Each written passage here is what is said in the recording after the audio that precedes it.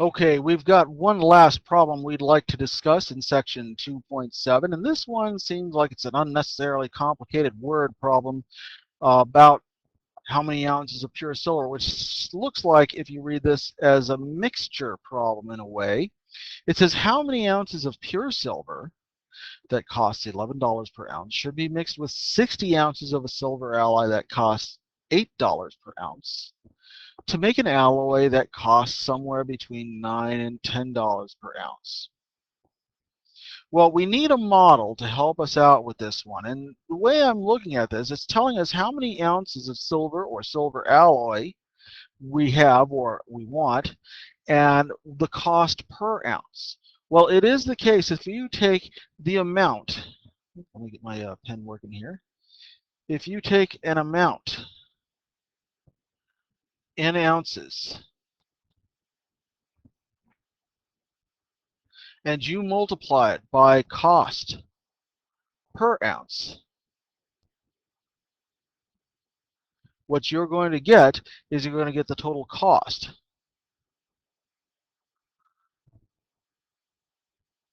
Right? So we know that however many ounces of silver we have, if we were to multiply that number of ounces times $11 per ounce, we're going to get how much money we're going to have to pay for that. And while it doesn't seem like that's the question we're looking for, it's going to help us here. And let me show you how. Best thing to do is to use a table to help us out with this. So what could we say? Well, if we take our pure silver at $11 an ounce, silver, okay, if we take our pure silver, we say that there are, well, we don't know how many. That's our unknown, right? X ounces of that pure silver. But we do know how much it costs per ounce. There's $11 per ounce. Right? And so if we were to multiply it, we'd be paying $11x total cost. Right? What else? Well, we're told that there's some alloy, some silver alloy that we can mix with this pure silver to make a new mixture.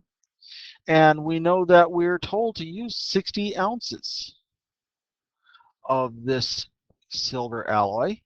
And that alloy costs $8 per ounce. $8 per ounce. So just like we did before, we multiply.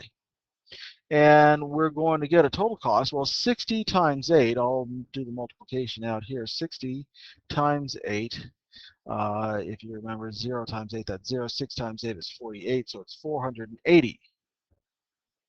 So it's $480 is our total cost right there. Well, how does that help us? We're going to get some mixture, some mixed pure silver and alloy right here. And well, how much will we add down the columns, right? If you remember using these tables, we add down the columns, we're going to have 60 plus X ounces of whatever stuff it is. Right? So we're going to take 60 plus X. And our cost, now this is the weird one right here. I'm going to come back to this in a second. But what's going to happen is that whatever our total cost is, it's going to be, well, let's see. We need a cost per ounce. So it says somewhere between $9 and $10 per ounce. So I actually have to divide this up into two possibilities. And we're going to treat this as a compound inequality when we do it. So let's see. If we have 60 plus X ounces, and at minimum we're saying $9 per ounce, how much will it cost? Well, if it costs $9 per ounce, then our cost here, our total cost, is going to be equal to 9 times 60 plus X dollars, right? If we're at the upper limit, though, we're paying $10 an ounce.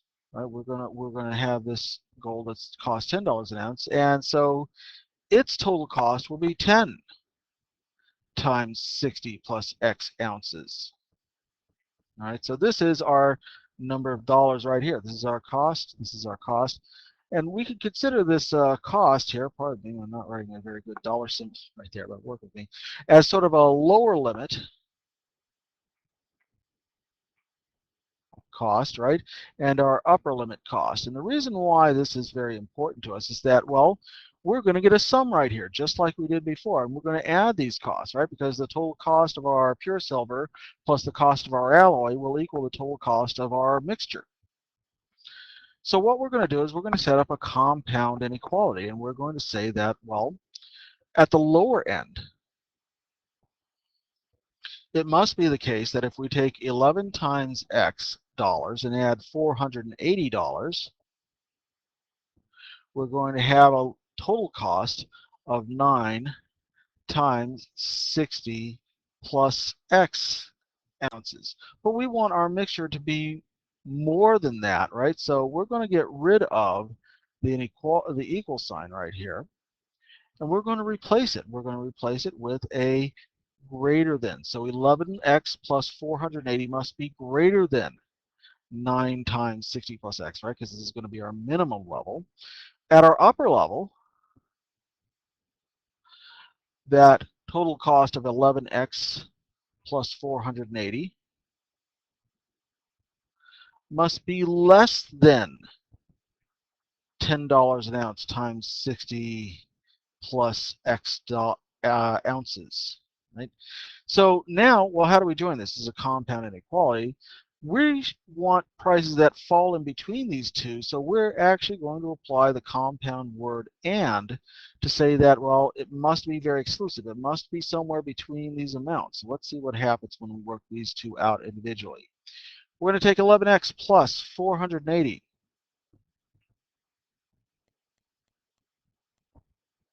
And it will be greater than when we distribute. 9 times 60 would be 540. If you need to pause and work that out just to verify, please do. Plus, distribute the 9 times both terms, 9 times x. So we would solve this the same way we normally would. Let's subtract 9x from both sides to gather our variable terms to the left. Subtract 9x, subtract 9x. We get 2x plus 480 would be greater than 540. And so we would have to subtract our 480 from both sides. That's a 480 down there. It just didn't quite come out with this pen, 480. We take our difference, 2x would have to be greater than the difference between 540 and 480, which is 60. And that gives us 2x divided by 2 divided by 2x is greater than 30. And what else should be true? Well, let's just work through this one really quickly. 11 times x plus 480 is less than 10 times 60. That becomes 600 plus 10 times x. I'm going to subtract 10x from both sides. That's an 11x. So it's 11x minus 10x, and that gives us 1x plus 480 is less than 600. So we're going to subtract 480 from both sides this time to isolate x. 480, not 88, minus 480. And we get x is less than 600 minus 480. Well, that is, that's right, 120. Right?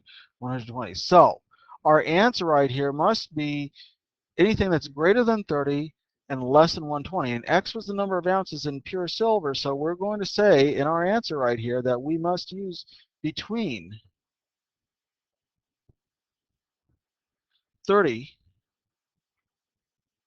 and 120 ounces of pure silver in our mixture.